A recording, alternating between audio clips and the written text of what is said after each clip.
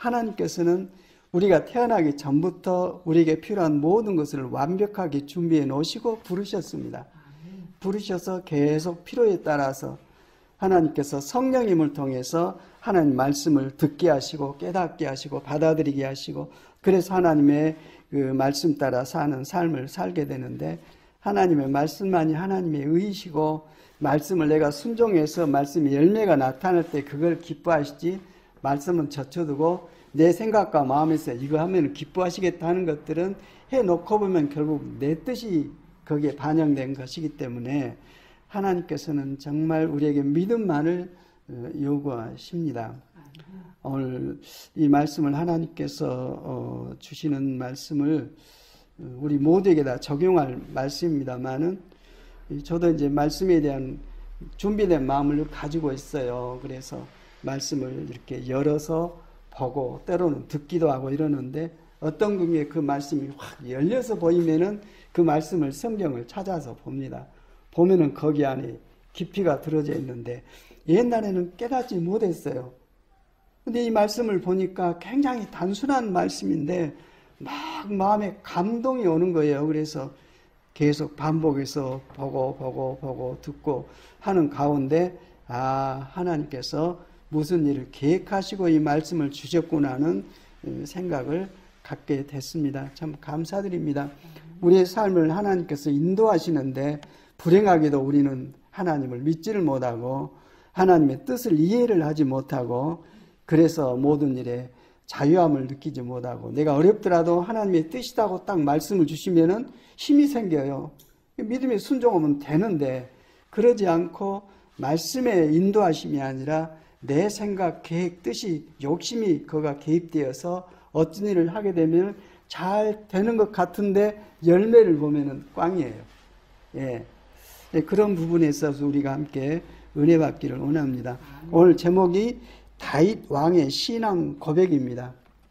다윗 왕하면은 이스라엘 왕 중에서 가장 위대한 왕이죠. 가장 큰 업적을 남기고 하나님께서 인정을 하시고 예수님까지도 다윗의 자손이라고 말할 정도로 하나님께서 귀히 쓰시고 사랑하시는 왕 다윗이 어떻게 하나님의 마음을 품고 살았는가를 생각해 보면, 내가 문제가 있구나, 그걸 깨달았고 이 말씀에 이 믿음을 내가 소유해야 되겠다, 그런 생각을 가졌습니다.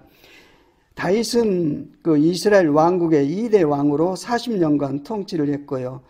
무엇보다도 이스라엘 그 왕국을 통일했습니다. 이스라엘 왕국을 통일시키고 오랜 시간 평화를 하나님께서 함께 하시니까 하나님의 손길 안에서 이루어지는 삶이 평화입니다. 평화를 누리고 이스라엘 왕국의 전성기를 이끌어간 왕입니다. 어렸을 때는 목동이었고 또 악기를 잘 연주하는 음악가였고 시편 시를 많이 쓴 시인이었고 군인으로서 적들을 이긴 승리자였고 또 잘 정치를 해서 그 이스라엘 왕국을 통일한 그런 능력을 갖고 또 예언을 했고, 이렇게 왕권을 가지고 하나님을 대신해서 하나님의 영광을 일생을 표현하고 산 놀라운 그런 능력자이십니다. 어마어마한 생각과 그 힘과 지혜를 가지고 능력 있게 행한 것 같지만 시편 131편 이 말씀을 보고는 완전히 깨달았어요. 이 다윗이 가졌던 믿음의 중심으로 나를 바꿔야 되겠다는 생각을 가졌습니다. 그 시편 131편 읽어보겠습니다. 3절까지 되어 있습니다. 시작. 주님, 내 마음은 허황되지 않으며 나의 눈은 교만하지 않습니다. 나는 커다란 일들에 관심을 두지 않으며 너무 놀라운 일들에도 관심을 두지 않습니다. 그 대신 나는 잠잠하고 조용히 있습니다. 내 영혼이 어머니와 함께 있는 젖된 아이와 같습니다. 오 이스라엘이여, 여러분의 소망을 하나님께 두십시오. 지금부터 영원토록 소망을 하나님께 두십시오. 아멘, 아멘입니다.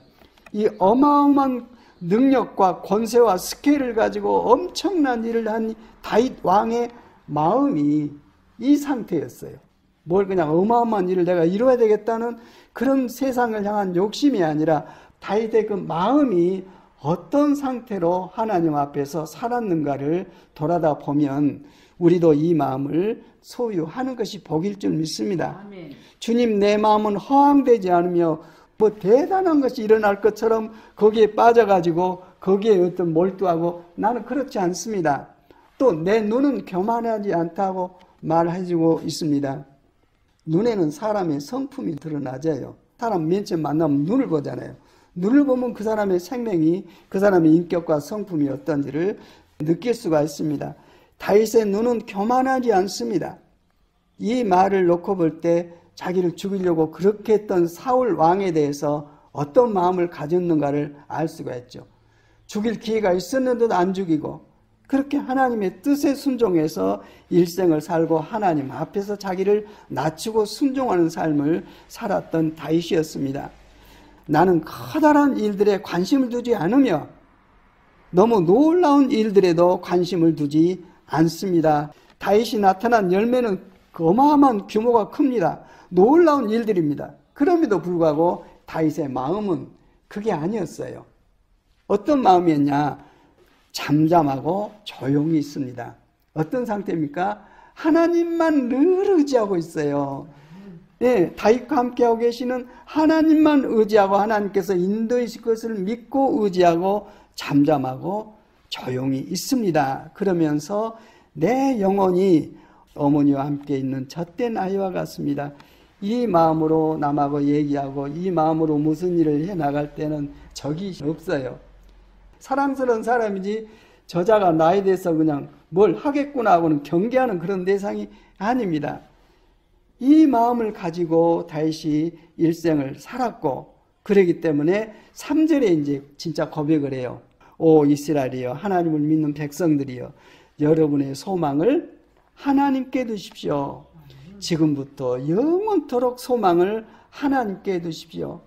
오직 그리스도 예수님께만 소망을 두십시오. 그분이 살아계시며 여러분의 삶을 아시며 필요한 걸 공급하시며 계획을 세우시며 인도하시기 때문에 여러분 일이 아니라 어떤 큰 뜻이 아니라 주님께만 집중하고 주님께만 순종하시고 주님의 음성만을 언약한 말씀을 통해 듣고 주님께서 이를 통해서 이루시기를 원하는 성령님의 역사를 믿는 믿음으로 기다리고 하나님만 의지하십시오. 소망을 하나님께 주십시오.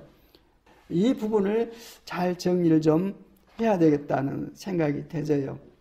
왜 이 말씀을 제게 주셨을까 저는 깨닫고 있어요. 저 개인적으로는 각자가 적용하셔야 할 일입니다만은, 예, 이러한 마음으로 하나님께 소망을 두고 하나님의 뜻과 인도하심을 따라 살기를 원하는 이 다윗의 하나님에 대한 자기의 자세, 하나님 앞에서 내가 마땅히 할 태도를 정확하게 보여주고 있는데, 이러한 믿음을 우리가 가지게 된 것은 주님을 진짜로 믿으면 이렇게 바꿔져 버려요. 생명이 바꿔지니까 이런 상태가 되는데, 그런 상태 속에서 하나님께서는 마음껏 나를 쓰실 수가 있습니다. 예. 그렇게 다윗을 쓰셔서 하나님의 영광을 드러내셨고요. 시편 23편에 보면은 다윗이 일생을 살고 고백해 놓은 내용입니다. 이러한 삶을 펼쳐 가셨다고 고백해 놓은 게 시편 23편입니다. 여호와는 나의 목자이시니 내게 부족함이 없습니다. 이렇게 나가는 시편 23편을 읽겠습니다. 너무 잘 아는 말씀인데 내게 한번 적용을 시켜보시면 좋겠습니다. 시작. 주님은 나의 목자이시니 내게 부족함이 없어라. 나를 푸른 풀밭에 누이시며 쉴 만한 물가로 인도하신다. 나에게 다시 새 힘을 주시고 당신의 이름을 위하여 바른 길로 나를 인도하신다.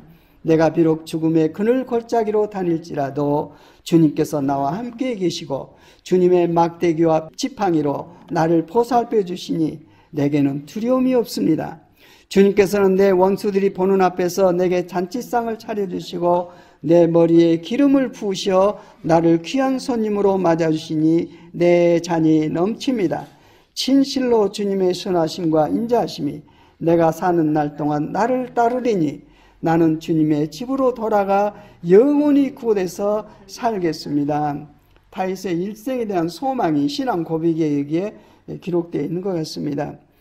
주님은 나의 목자이시니 내게 부족함이 없어라. 다윗이 양을 치는 목자였습니다. 그래서 목자가 뭔지를 알아요.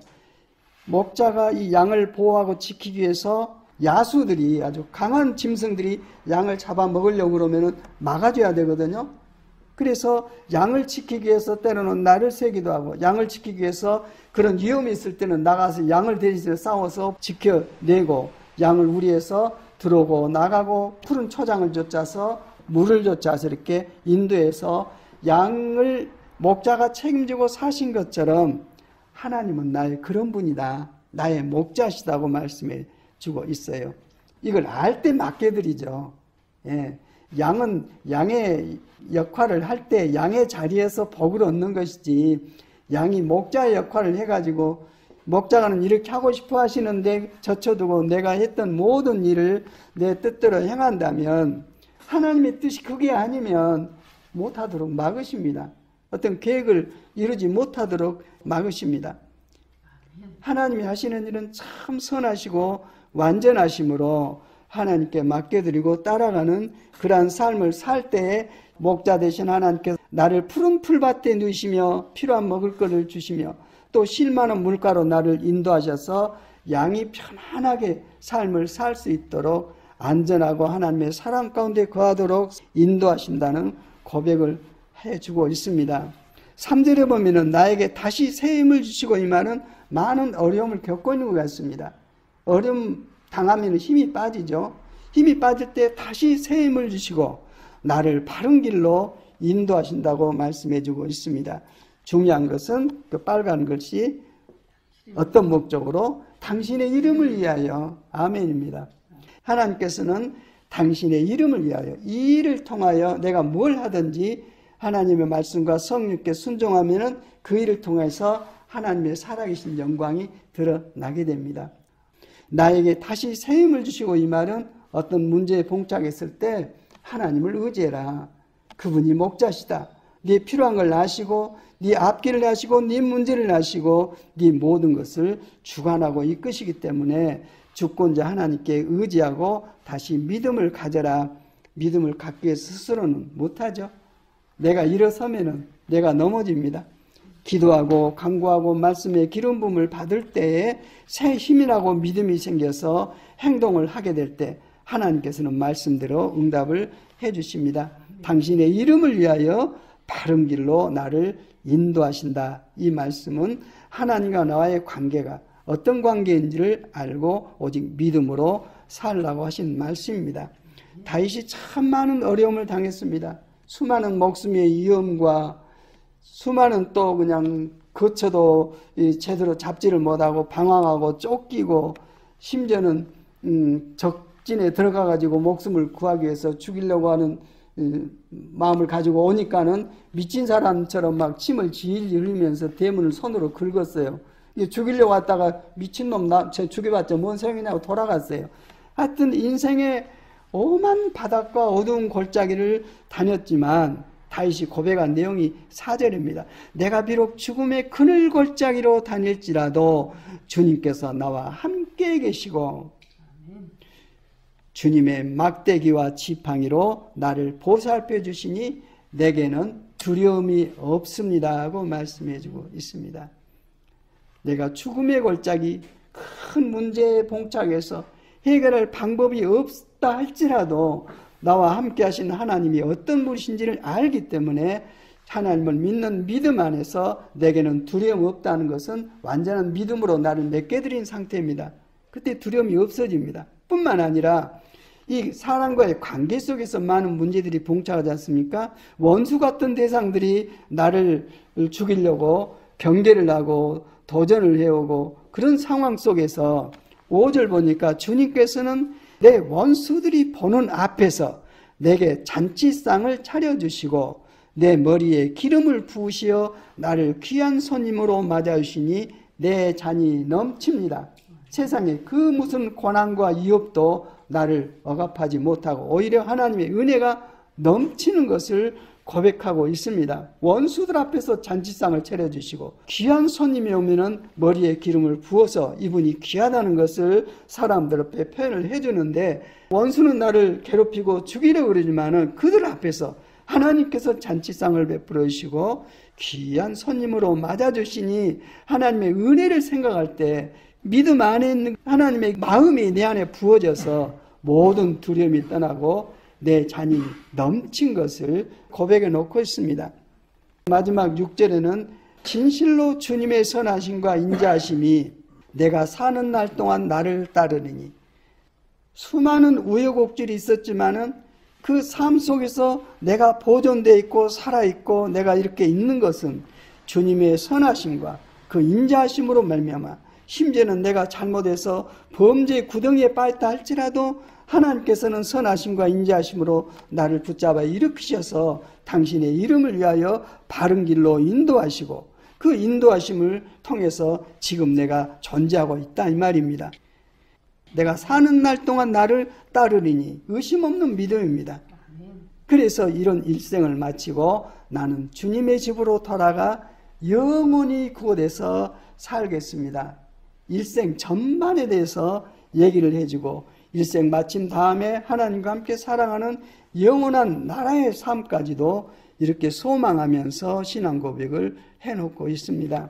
수많은 일들이 우리에게 일어나고 수많은 일들이 겪습니다마는 로마서 11장 36절 같이 만물이 주님에게서 나오고 주로 말미암고 주님께로 돌아간다 하면서 이 만물을 주관하시고, 내가 인생을 살고 있으면은 내 일생을 주관하시는 근본이 하나님께로부터 나와서 지금 살고 있다가 결국 하나님께로 돌아간다는 하나님의 주권, 창조주 하나님 앞에서의 믿음을 이렇게 고백하고, 그런 마음으로 생각해 볼 때 내가 지금 어떤 상황이 있다 할지라도 그에게 주님께 영광이 세세에 있을지어다 아멘 하고 주님께 대해서 그런 아름다운 신앙 고백을 할 수가 있습니다. 다윗이 정말 그런 아름다운 삶을 살았죠. 주님께서 모든 일을 통치하시고 모든 주권은 오직 하나님께 있습니다 하는 그런 마음으로 살았습니다. 내 몸도 내 것이 아니죠. 내가 안 만들었어요. 내 몸으로 태어나서 존재하고 자각하고 학습하고 해서 세상에서 깨닫고 모든 일을 풀어가고 있는데, 하나님의 말씀을 보고 하나님의 은혜를 입어서 이 깨달음을 갖다 보니까, 아, 주님께서 나를 주관하고 계시구나. 나는 내 욕심이 너무 많아가지고 너는 내 것이다. 내가 너를 피로 샀다 그럴 때 내가 나를 주관하고 있는데 갑자기 나를 뺏어가는 느낌이 들잖아요. 근데 너는 내 것이다 하는 이 말씀이 얼마나 큰 말씀인지 몰라요. 내가 너를 책임지고 내가 너를 통해서 나의 뜻을 이루고 내 이름을 드러내겠다고 하시는 하나님의 선포이시기 때문에 모든 약속으로 되어 있는 성경 말씀을 알면 알수록 두려움이 떠나고 안정되고, 요동치다가도 다시 한번 힘을 얻고 방향을 찾고 나가고 이런 과정을 겪습니다. 히브리서 11장이 믿음장이죠. 거기에 보면은 구약에 있는 수많은 믿음의 사람들이 어떻게 신앙 고백으로 하나님 앞에서 합당히 살았는가를 기록을 해놓고 있어요. 정말 훌륭한 사람들입니다. 엄청난 사람들의 이름이 기록되어 있습니다. 그럼에도 불구하고 히브리서 11장 맨 마지막 2절 안에 비밀을 써놨어요. 예수님께서 우리의 모든 죄를 십자가에서 감당하시기 이전하고 이후하고 어떠한 믿음의 상태로 하나님 안에서 기업을 누렸는가를 기록을 해놓고 있어요. 히브리서 11장 구약시대 사람들의 믿음입니다. 정말 놀랍고 목숨까지도 아끼지 아니하고 드러내놓고 수많은 고통과 고난을 감당하면서 믿음을 지켰던 사람들인데, 정말 훌륭한 사람들인데, 히브리서 11장 39절 읽겠습니다. 시작. 이 사람들은 모두 믿음으로 말미암아 훌륭한 사람이라는 평판은 받았지만 약속된 것을 받지는 못하였습니다. 약속된 것이 뭡니까? 하나님 나라입니다. 율법 시대에는 하나님의 의와 거룩함이 말씀 안에 기록돼서 순종하고 살지만 율법을 지키 위해서 거룩할 사람이 한 사람도 없습니다. 죄 없는 사람이 한 사람도 없습니다. 그 때문에 이 문제를 풀기 위해서 하나님께서 사람의 몸을 입고 오신 분이 예수 그리스도시죠. 주님께서 우리의 그 죄 문제, 율법 아래 있었던 사람들이 자유함 얻지 못했던 그 죄 문제를 완전히 푸셔서 주님을 믿는 믿음 안에서 완전 자유케 하시고 죄 없는 우리 안에 하나님께서 임재하셔서 하나님의 나라를 생명으로 경험하도록 역사를 이루셨습니다. 그 부분에 대해서 40절에 표현해 주고 있어요. 이렇게 시작. 하나님께서 우리를 위하여 더 좋은 계획을 미리 세워주셔서 우리가 없이는 그들이 완성에 이르지 못하게 하신 것입니다. 아멘. 그들은 완성된 믿음을 누리지를 못하고 살았어요. 다윗 왕의 믿음이 엄청난 믿음이지만 이 믿음으로는 완전치를 못합니다. 다윗의 신앙 고백 속에 하나님께서 내 안에 계신다는 고백을 못해요. 왜? 그때는 죄 문제가 풀어지지 않아서 사람 몸을 성전 삼으시고 그 생명 성전 안에 하나님께서 임하실 수가 없었습니다. 그러나 지금은 어쩝니까? 다윗하고 나하고 비교해 볼 때 너무 차이가 지잖아요. 그분은 아주 어마어마하고 우리는 굉장히 초라하고 소박하고 단순하고, 그럼에도 불구하고 우리가 아니고는, 내 믿음이 아니고는 그들의 믿음이 완성에 이르지 못하도록 하나님께서 하셨다 이 말입니다. 그런 여러분이 지금 믿는 믿음은 그야말로 어마어마한 하나님의 영광을 모시고 있는 믿음이라는 말씀입니다. 믿음은 다윗이 갖는 믿음의 고백이 있었습니다. 그 믿음의 고백하고 고린도후서 13장 5절에서 바울이 고백하는 믿음하고는 차이가 많이 지죠. 바울이 고백하는 믿음은 예수 그리스도께서 내 안에 살아계신다는 믿음, 하나님께서 내 안에 생명이 되어서 살아계신다는 이 믿음, 이것이 바로 진짜 믿음이다. 주님께서 네 안에 살아계시지 아니하면 네 믿음은 가짜다. 네 믿음은 버림받은 것이다고 말씀을 해주고 있습니다. 결국 예수님 안에서 하나님의 뜻에 따라 성령님의 가르치심과 말씀에 대한 확증으로 우리에게 완성해 놓으신 믿음은 갈라디아서 2장 20절입니다. 이거 인간이 노력한 게 아니라 하나님께서 이렇게 우리를 바꿔 놓으셨다고 했는데 어떻게 해 놓으셨습니까? 내가 그리스도와 함께 십자가에 못 박혔나니 이제 사는 것은 내가 아니라 내 안에 그리스도께서 사신 것이다. 예, 내가 내 생명이 아니라 내 안에 살아계신 그리스도께서 내 생명이라고 고백하고 그러한 믿음으로 산 것입니다. 오직 그리스도를 믿는 믿음으로 사는 삶인데, 우리가 구약에 갖는 믿음은 내가 하나님 말씀 안에서 어쨌든 내가 애를 써서 순종해가지고 나타내는 믿음이지만은, 지금은 내가 애를 써서 하는 믿음이 아니라 하나님께서 그리스도 안에서 이루신, 주님께서 십자가에서 다 이루셨다고 하시는데 주님께서 이루신 것을 받아들이는 그 믿음, 주님께서 이루신 것을 받아들이면 그 믿음이 내 생명이 되십니다. 그래서 내가 갖는 믿음은 갈라디아서 2장 20절 말씀으로 놓고 본다면은 내 믿음이 아니라 그리스도의 믿음이죠. 그분이 내 안에 살아계시니까, 예, 살아계세요. 살아계시니까 정말 내가 믿음 안에 있다면 예수 그리스도께서 내 안에 살아계신 것이 믿음이고, 내 안에 계신 그분을 믿는 믿음으로 산다.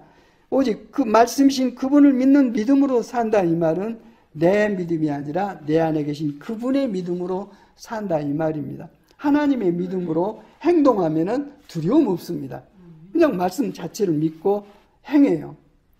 그래서 본질로서 이 다윗이 가졌던 마음, 나와 함께 하시는 하나님께만 안겨서 내가 하나님의 인도하심, 내 모든 소망을 하나님께 두고 행했던 다윗의 그런 믿음을 놓고 볼 때, 복잡한 일을 다 걷어놓고 내 안에 계신 주님만을 의지해서 이 믿음으로 완전해져야 되겠다. 그래서 기도해야 되겠다. 그런 마음을 가졌습니다. 이제 우리는 하나님께서 내 안에 계신 성전이고, 내가 하나님 나라고, 하나님께서 내 안에 계셔서 나를 통해서 당신의 뜻들을 펼치시기 때문에 하나님의 통치가 나를 통해서 이루어지는 역사가 이루어집니다. 그래서 이런 믿음으로 고백한 내용들이 계속 성경에 반복되어 기록되어 있습니다. 율법에 묶였었던 바울이 부활하신 예수님을 만나고 나서 성령의 기름 부으심을 받고 하나님 나라의 비밀을 알고 난 다음부터서는 반복해서 말씀을 합니다. 맨 아래 그 골로새서 1장 11절 말씀 읽겠습니다. 시작. 하나님께서 그의 크신 능력으로 여러분을 강하게 붙들어 주실 때 여러분은 어떠한 어려움이 와도 넘어지지 않고 참고 견딜 수 있을 것입니다. 아멘. 하나님께서 여러분을 강한 손길로 붙들어 주실 때 모든 일을 견디고 이길 수 있습니다 하는데 중요한 것은 당신 안에서 당신을 붙잡고 계신다 이 말입니다. 나하고 하나님과 분리되어 있는 게 아닙니다. 내 안에 임재하셔서 내 생명이 되셔서 내가 주님을 믿는 믿음으로 행할 때 나를 통해서 당신의 일들을 펼치십니다. 그 주체가 누구냐면 내가 아니라 내 안에 계신 하나님 예수 그리스도십니다.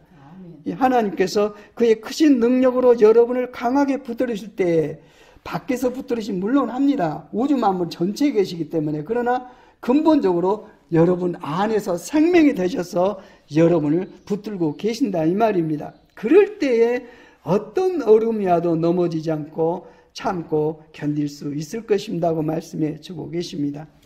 그리고 빌립보서 4장 17절 같이 읽겠습니다. 시작. 내게 능력 주시는 그리스도를 통하여 나는 모든 것을 할 수 있습니다. 아멘. 내 스스로 한 게 아니라 내 안에 계신 그리스도께서 나를 통해서 행하시는 믿음을 행할 때에 주님께서 내 안에 계십니다. 이게 정리가 되지 않을 것 같아요. 누구든지 나를 영접하면 내가 그에게로 들어가서 그로 더불어 먹고 그는 나로 더불어 먹을 것이다. 그 생명 그 믿음으로 살 때 주님께서 나를 통해서 당신을 드러내시지 이러한 믿음이 아니라 알기는 알아요. 근데 이 삶을 주님께 순종해서 내 안에 계신 주님을 통해 사신 게 아니라 주님은 어딘가 계시고 나와 함께 하신다는 추상 속에서 내가 하고 있는 일을 행할 때 그럴 때는 주님께서 나를 통해서 나타나시질 않습니다.